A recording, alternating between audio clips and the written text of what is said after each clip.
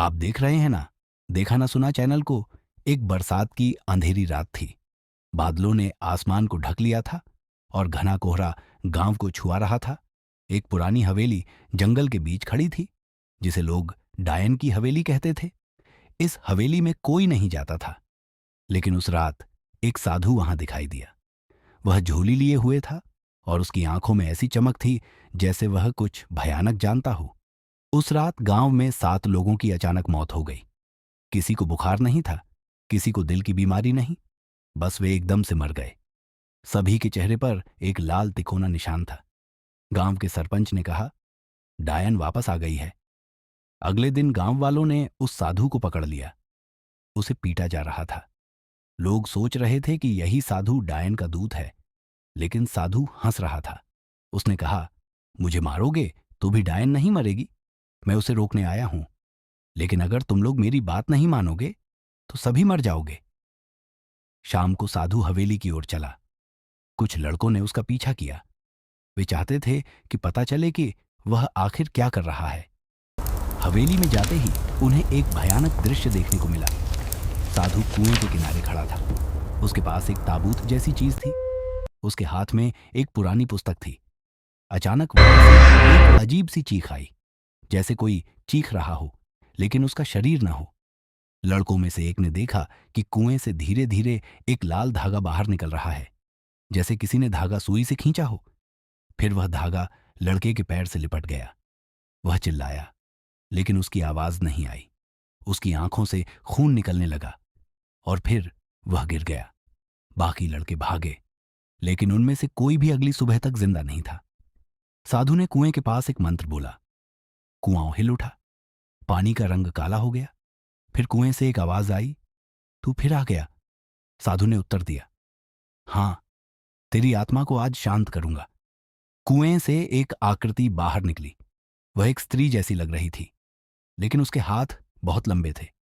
उसके बाल लाल थे। उसकी आंखों से खून गिर रहा था। उसके मुंह से बार बार एक ही शब्द निकल रहा था, खजाना, मेरा खजाना। साधु ने कहा, तूने 100 साल तक लोगों की आत्माओं से खजाना बनाया, लेकिन अब तेरा समय खत्म हो गया है। डायन हंसी, मेरा खजाना, तूने खजाना देखा भी है क्या? फिर उसने कुएं की तरफ इशारा किया। साधु ने कुएं में झांका और वह दंग रह गया। कुएं की तलहटी में एक विशाल खजाना था, लेकिन वह सोना चांदी नहीं था। वह लोगों की आंखें, दिल और खोपड़ियां थीं, जिन पर एक एक नाम लिखा था। डायन बोली, हर आत्मा ने मुझे एक नया टुकड़ा दिया और अब तुम्हारा नंबर है। साधु ने अपनी झोली से एक ताबूत निकाला। उसमें एक लाल गोला था।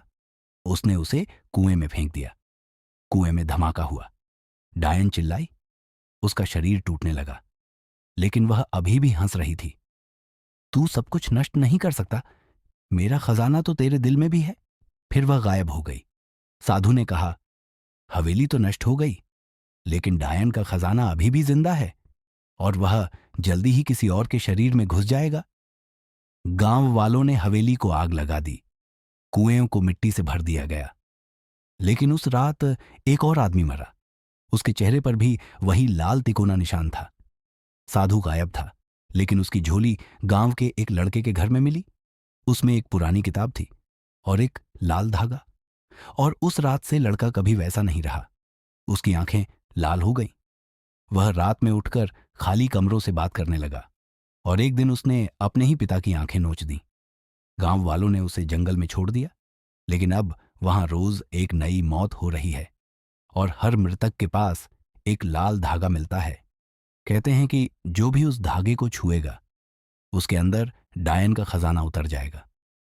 अगर आप इस कहानी को पढ़ रहे हैं तो ध्यान रखिएगा, अगर आपके घर में रात में अजीब सी चीख सुनाई दे, अगर आपको कहीं लाल धागा मिले या आपकी आंखों में खून उतरने लगे, तो समझ जाइएगा डायन का खजाना आपके अंदर घुस चुका है और फिर आप भी उसका हिस्सा बन जाएंगे।